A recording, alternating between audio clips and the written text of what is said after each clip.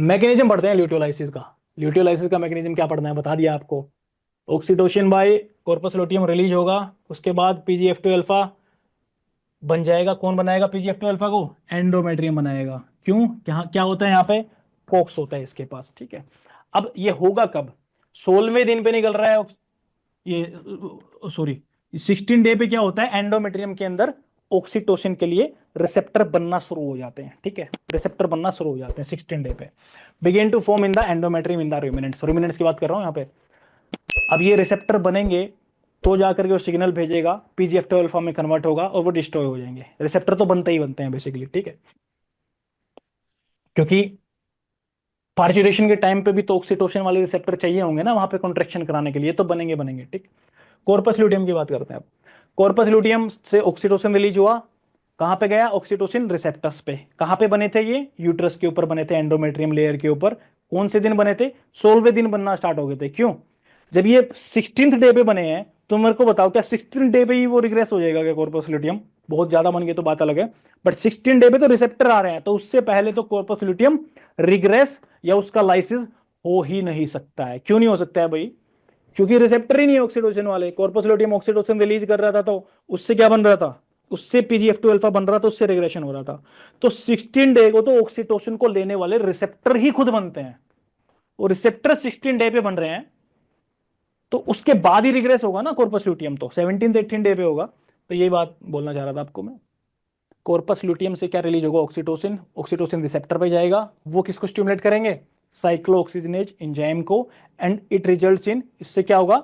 Arachidonic acid जो होता है it gets converted into prostaglandin. अभी एक बात समझना आप, मैंने पहले सारी चीजें नहीं बताई आपको।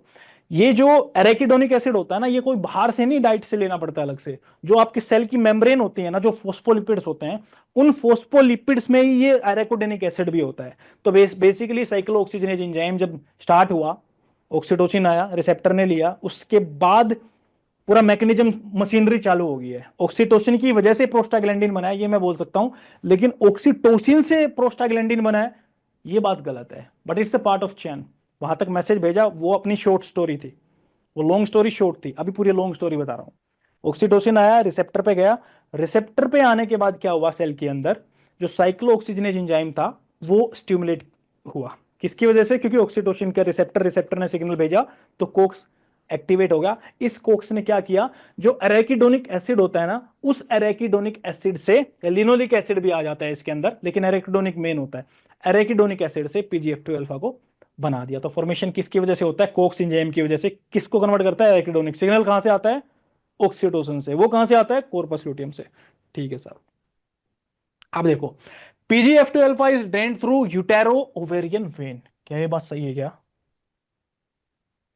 आपको बताया भी था, यूटेरो, ये लगा लो यूट्रस है, यहाँ पे इसकी ओवरी है, तो यूट्रस से जो वेन जाती है वो अपोजिट जाएगी, और जो ओवेरियन आर्टरी है वो तो डायरेक्ट आएगी यहाँ पे टुवर्ड्स द ओवरी। ओवरी को उसको ब्लड सप्लाई देनी है, बट जो यूट्रस वाली जो वेन है ना, वो इसके साथ एनास्टोमोसिस कर लेती है, यहाँ पे मिल जाती है आकर के। क्या फायदा है इसका? जो डायल्यूट पीजीएफ डायल्यूट निकाला है वो काउंटर करंट मैकेनिज्म से ओवरी तक पहुंच जाएगा।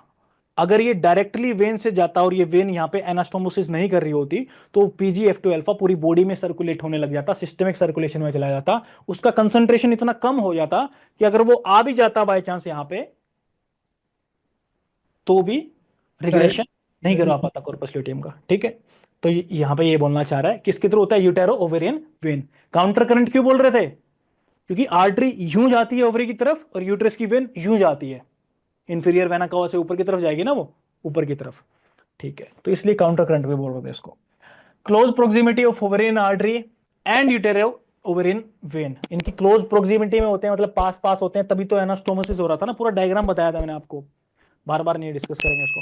काउंटर करंट मैकेनिज्म है ये, leakage of PGF two alpha into the ovarian artery, और ओवेरियन आर्टरी में लीक हो जाएगा पीजीएफ2 अल्फा कहां से? यूटेरो ओवेरियन वेन से। क्यों?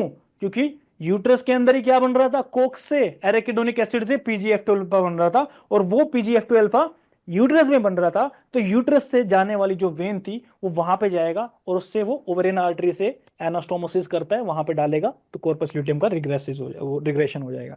समझ में आया? ये कॉन्सेप्ट हमने पहले भी पढ़ा था।